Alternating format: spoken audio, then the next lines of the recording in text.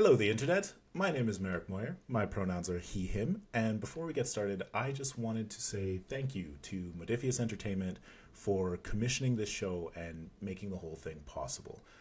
Thank you for inviting us to celebrate the launch of Cohors Cthulhu with you. This show follows 4 heroes on the road to Lorium who get sidetracked into a tale of mystery, murder, and mayhem. The adventure is Rude Awakening from the Cohors Cthulhu Quickstart, and our players today are Jen Black-Moir, Patrick McGean, Nicole Ogle, and Justin McDonald.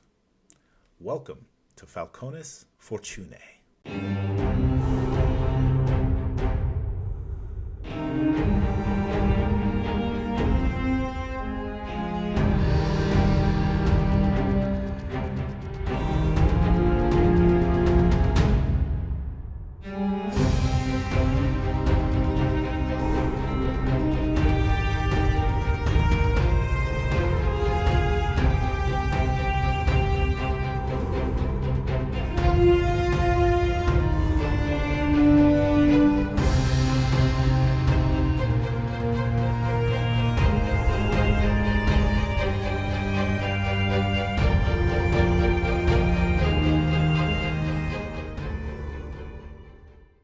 A short time ago, you joined a small caravan for a journey to the town of Lorium.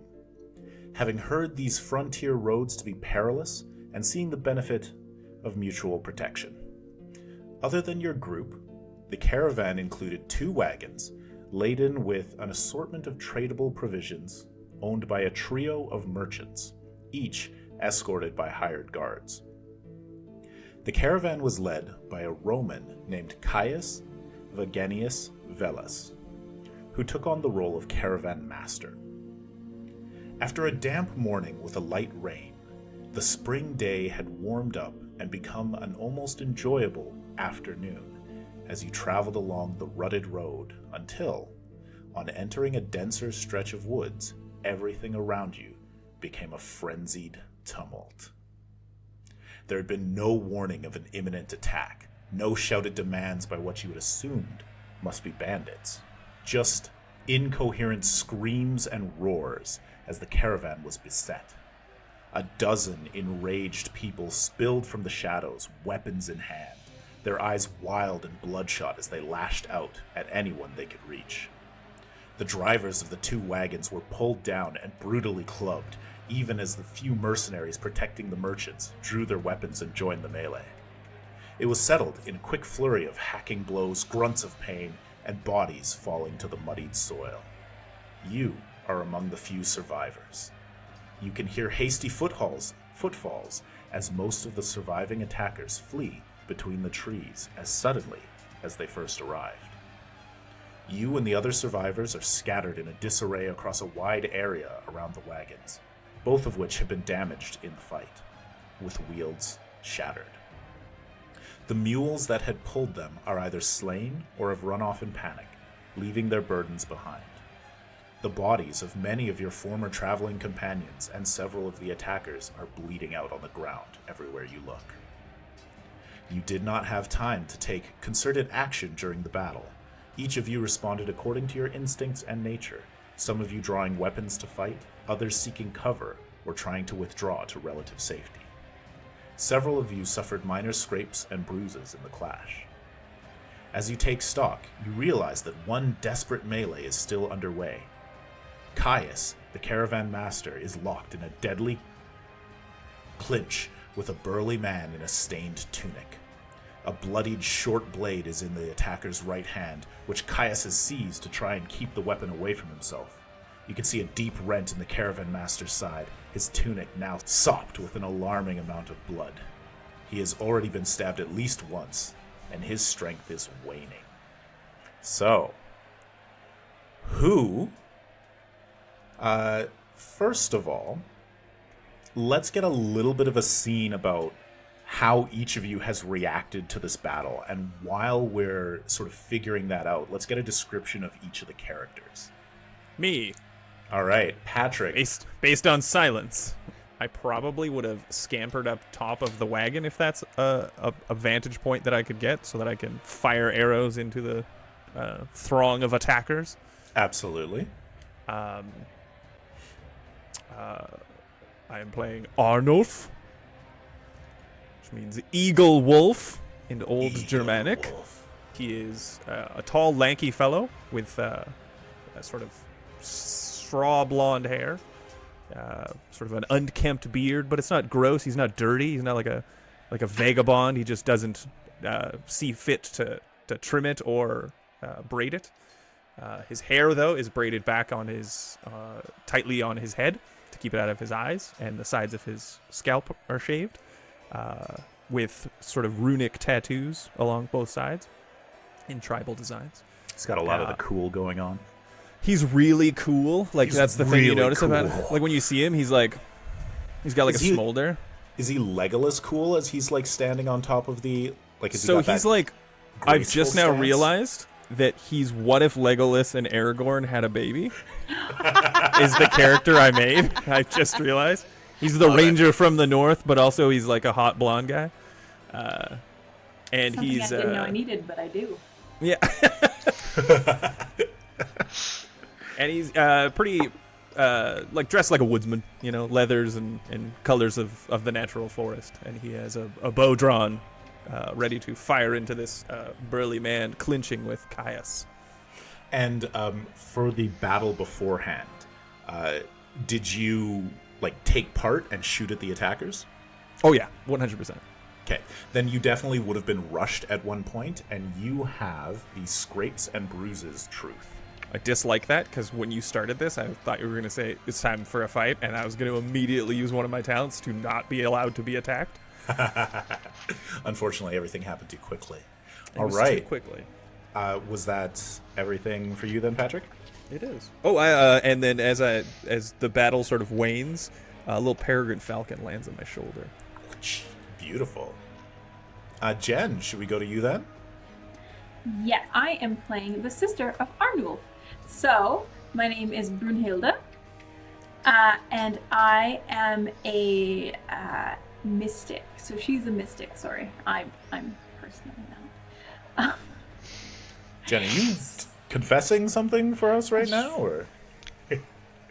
So yeah, she is a muscle mummy. So she is built. She's got shoulders and arms and abs and thighs so thick they'll crush your skull. And she is a mystic of the she-wolf, and so she has a lot of wolf kind of imagery on her. She's long blonde hair that's braided down one side, tattoos for days all over. Her face is weathered from living life out in the Germanic tribes. She has a giant sword, a spatha, I believe that's how you pronounce it. She's a big old spatha, and she has a gorgeous white wolf fur cloak, and to match it, she actually has a almost fully grown white wolf.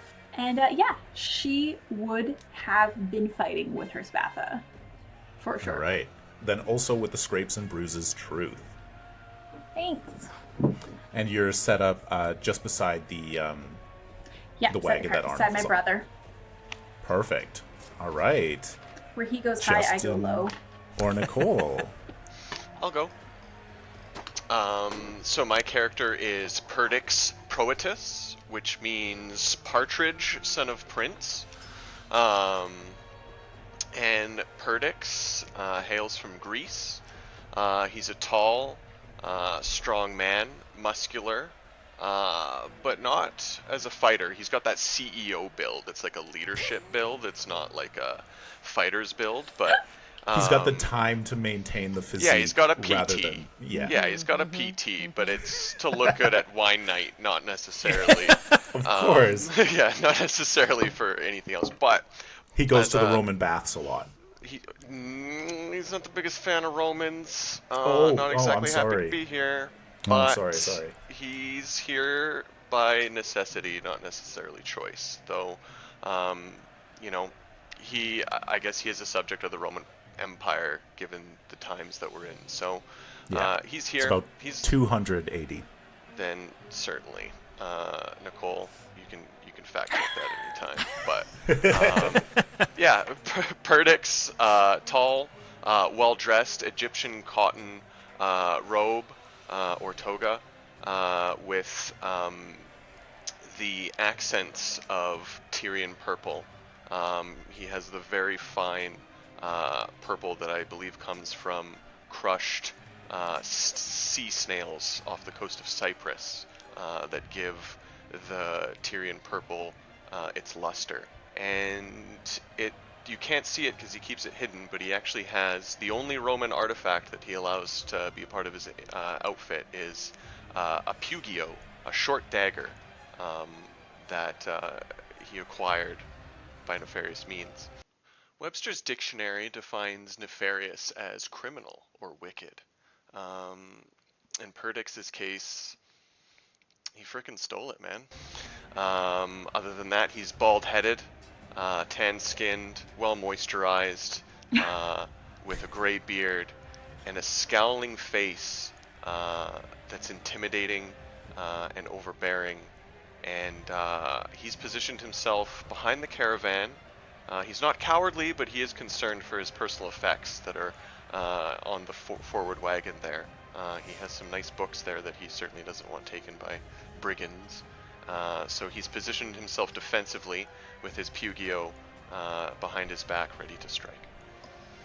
Okay. Boys. And would you have involved yourself in the fight and gotten some scrapes and bruises, or would you have... No, there's such fine fighters and burly Germanics and other barbaric peoples around here who none of them have let a single brigand through, so I'm just here ready and waiting to do my part. Excellent. And I Nicole? can see we're going to be fast friends. I am playing Catti. She is a small, wiry built, probably in her late 20s, early 30s, has a tendency to, like, walk with sort of slumped shoulders and kind of in a crouch, sort of... She skulks more than she walks. Skulky. She's very skulky. Yeah, she's dressed. She's definitely not your, if she misses a bath this week, that's fine. That's okay. Not a big deal. Dressed in very, like, roughly woven wools. She's got a set of, looks like well-worn leather armor. She's got brown hair, brown eyes, very, very dark brown eyes, and usually kept in a braid. And then the thing about her that, like, she usually keeps her hood up so that you can't see, but on kind of her neck, it's like a splash of black. Just kind of stuck there. Like It looks like paint, but it's not. Yeah, it's I like don't know. someone... Have you tried a bath? Recently? That's a question most people don't ask her, because she's pretty quick to draw her twin daggers. Carries a throwing axe on one hip, just in case someone decides to run. But she's definitely got what you might describe as a sensitive trigger finger if there were guns, but they're daggers. All right. Stay away from my linens. And was she during the involved in the fight- fighting? Yeah. She probably would have, like, I've moved her over so she's, like, skulking under a tree. She doesn't like taking sides unless she knows what's going on. So, were these people stealing or just, like, mayhem and destruction? Mayhem and destruction. Shouting Okay. and screaming and stabbing. Then in that case, if she could get behind someone, she absolutely would have stabbed them. Yeah, Okay. like they're doing lots of murder. So then we will apply the scrapes and bruises truth.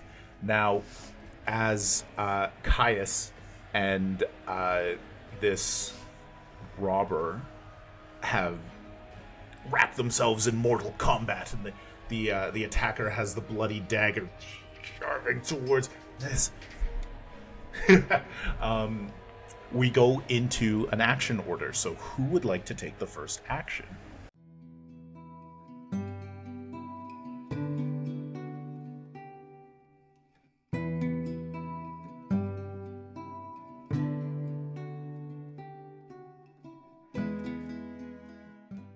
I mean, I'll shoot a guy if nobody else wants to do stuff. I want to do stuff so bad. Do you want to do a magic stuff? I do want to do magic stuff. Magic. You should do a Okay. magic stuff. As a reminder, we have we have 0 momentum in the pool. We start with 8 threat because there's 4 players. I'm gonna spend 2 of my threat right now, as you're taking your turn, to declare that My dad on you. That there's no magic allowed. No, I declare that Caius is held hostage, which will increase the complication range of ranged attacks, including magic attacks, against the 2 of them. I might kill him, whatever. I feel like you don't care that much. Barely know the guy. All right, I am Caravan going master. to cast my Spear of Lug. That is also my hasty ritual, so it does not take a prepare action when I do this spell. Nice. Oh, but if I do that, it's flawed. What does that mean?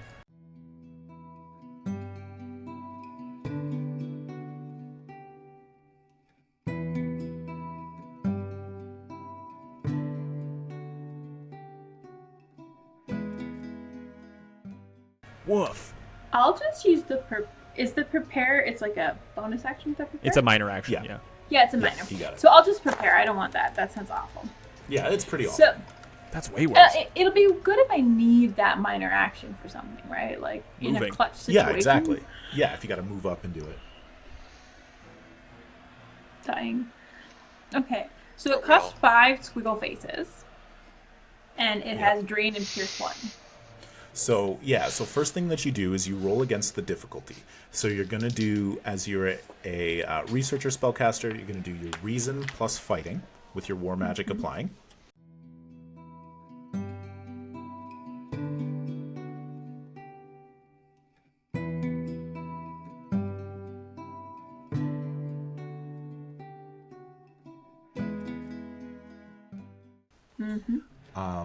You're rolling against a difficulty of 3. And it is targets a single enemy or object within medium range. You are closer than that, so that would increase the difficulty. So it's going to be difficulty 4. Oh. Never mind.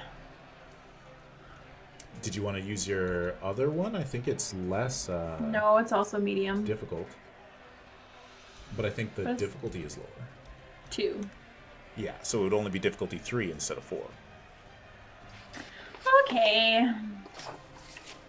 Go Then for I it. will do the Hammer of Sunrise. Yeah, baby! Sorry. Let me try that again. The Hammer of Thunraz. So it also Alright. is fighting. It also is war magic, so it uses all the same stuff. Would you So like to add let's- some to threat to... No, I do not. I do not at all. It's just 1 to get an extra d20, right? Yeah, but the thing is, I have war magic, and my fighting is a 5. So I got a 12 and a 3, which is 3 successes. Nice. I am, of course. I am just going to say a note for people watching. I said that the held hostage truth would increase the complication range and make it more likely that you would hit him as well. It's a truth. It should have increased the difficulty. So the difficulty should be 4. That's my bad. It's cool. You hit. Thank y'all. So I guess it's the first scene. Yeah. Okay, so single target, squiggles plus 2 physical damage. Yeah. So you do your power plus an additional 2. So my Right. power is 3, my power rating, or my base power? Your power rating plus an Okay. additional 2. So you're rolling 5. 5. 5. As a resident spellcaster in Falcons of Fortune, you do have to pay your cost first. Yes, that's true. Yes, we do have to pay your cost before we're rolling damage. But it's cool. What's your damage, Jen? I got one hit, like one pew pew, and Okay, three one. Yeah. 3 squiggle faces. All right, one effect. Oh, one, like, gotcha. 1 and then 3 effects. So you do a total of 4 physical stress. I don't think this has effects. It does. You can add area, which means that, you want to hit the caravan master too? No, I don't. Just blow him up. I mean, he's Roman, but... So you deal 4 stress to this guy's 1 armor, which means you deal 3 stress to his stress bar. Right, and then I roll the cost, which is 4 squiggles. So is that just 4 dice? Correct. Okay. And it has Drain and Pierce 1. Ooh, I'm rolling well tonight, which is awful. I got 3 damage and 1 squiggle. 3 damage. Okay, so you take 4 stress. And I have armor 2. What's your courage? 1. Okay, so the piercing ignores your courage. Yep. And then, so you take 4 stress and 1 fatigue. So Jen, what does your Hammer of Thunraz look like? It does not look like a hammer. Kills your breeze. It looks like a wolf. And it goes... Sick. Grand. Do you, like, throw your sword out and like a lightning wolf flies out of it? No, my other hand. Your other hand, ooh, sword up. Other hand out, shooting lightning wolf? Yeah. I'm assuming it's lightning, because... It's a little ghoulish. It's a little necromantic. Yeah, so way back in Brunnhilde's lineage, she has like a ghoul somewhere in there, and so just wanted it to like show up in her magic. But I guess that's gross. Got some dark energy flowing forward. Anybody else want to be brothers, sisters? No. It's not too late. I can change some stuff. I'm a Briton. Nicole? Okay, All right. but like there's like several warrants out for my arrest, so. Oh, that's fine. That's not ghoul magic. The energy slams into him, and you see his eyes just wide with frenzy, like anger, rage. Not with fear, though. He seems a lot like what you've seen in your Germanic tribes as a berserker, but is not attired like a berserker. I mean, first of all, he's fully clothed, but like none of that warrior look. And we swap to his turn, and he pulls the dagger back and slams it into Caius's stomach, pulls it out with a spurt of blood. Caius like, and he's still fighting and trying to push away. That's my turn. Who's next? I'm up for it, unless Patrick, you want to take your shot. Either or. I'm good for either. I believe, is he within medium range? He is within close range of the folks on the wagon. Yes. Medium range for you. Okay, so I can move there, move into him with a minor action. Move into him. Yes. I am going to move into him. With my daggers leading. Okay, so Caddy's going to, like, crouch low. She's going to do that, like, low crouch shuffle run right up to him, and she's going to attempt to stab him.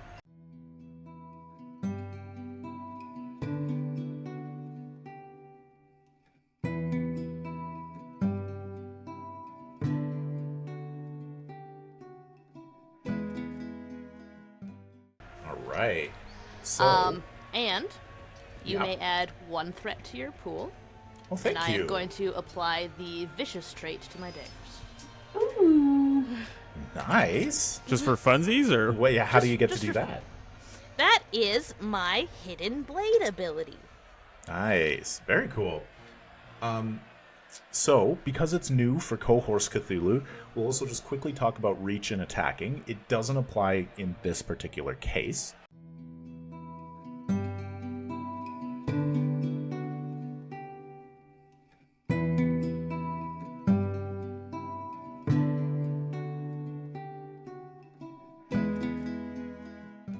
But because you're both using daggers, there's no mismatch of reach, and we just get to go ahead and go at it. So, Let's go, Caddy.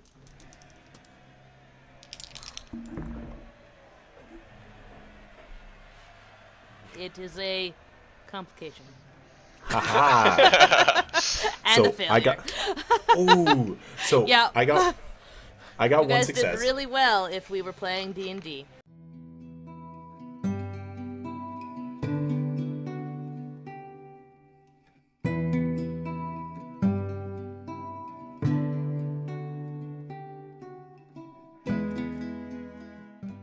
The difficulty would be increased by 1 because of the held hostage, so you would have needed to get 2 successes. He got 1 success. And so, would you like to take a complication, or would you like to add 2 to threat? I'll take a complication. Okay. So, with your complication, we are just going to have him get an extra 2 challenge dice of damage instead. Gross. Okay. As he slashes across, and Just want you to know, little green die, that's your fault. that's your fault. My character's dying at your hands. All right, we got 3, so we're actually going to roll 5 challenge dice for this. Oh, I rolled pretty well. As I die. So we're for the doing- first 5 minutes. We're doing One 5 go. stress with Oh. piercing 3. Oh, okay. So piercing. So what's your 3 goes through. Yeah, what's your armor? Just 1. Okay, so we just ignore your armor, and so you just take 5 stress, which Whoa, means you gross, now which have is an another injury. Yeah.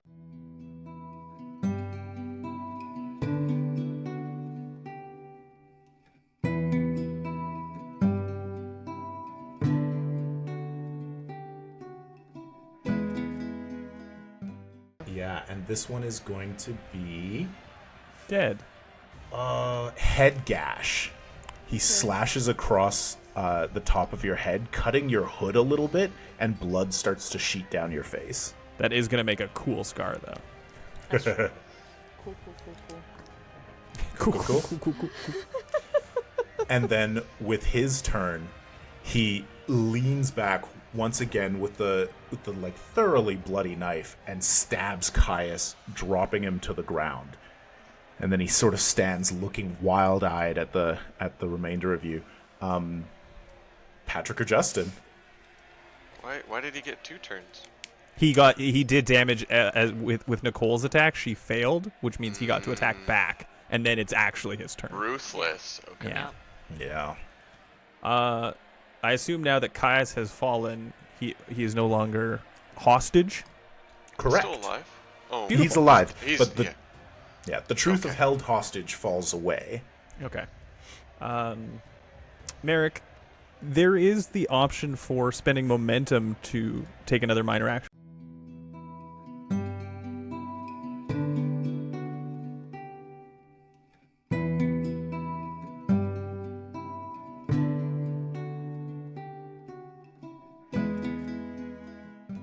Can you also switch that and then you gain threat? Yes, absolutely. Then I would like to give you a threat Thank you. so that I may take a minor action to. Threat I pool don't know goes up where to 8. what the it doesn't matter. You'll kill us anyway. It's all futile. I want to get. Is that? Would you consider that medium range? Yeah, so you jump off of the wagon, head back into medium range. Yeah. Yeah, As a and minor fire. action, I will take Sure. my second minor action to take the aim action. Because I'm super neat and I have a thing called some kind of ability. Expert aim. When I take the aim minor action, instead of re-rolling, I can preset a die to 1. Whoa, that's strong and good. Yep. Wow. So I'm shooting at him at a difficulty. I assume it would still be difficulty 2? Correct. Oh, I have to do math. Oh no. That is 3 successes with the 1. Okay, so you generate 1 momentum.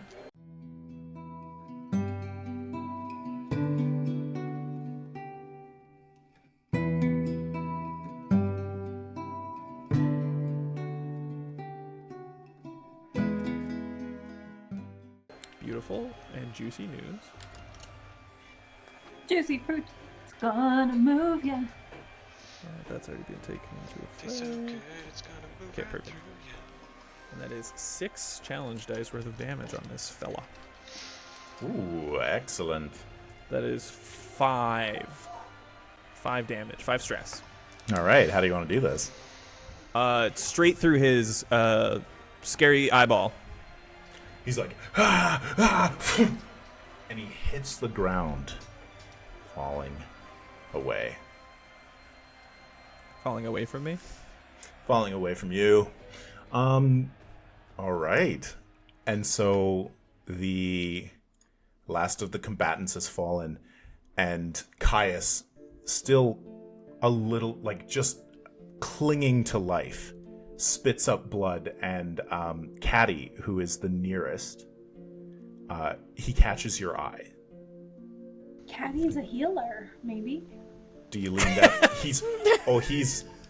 I'm sorry, this man is quite past. He has a couple last words to whisper to someone who would kneel down beside him, but if Caddy doesn't.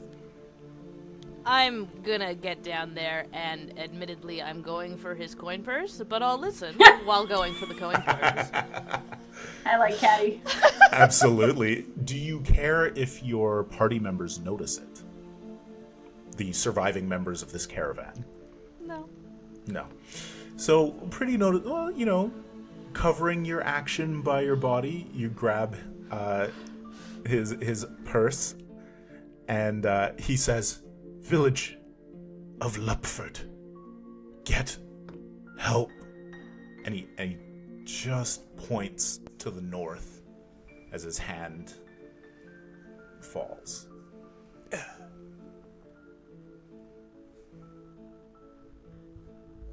We did our best.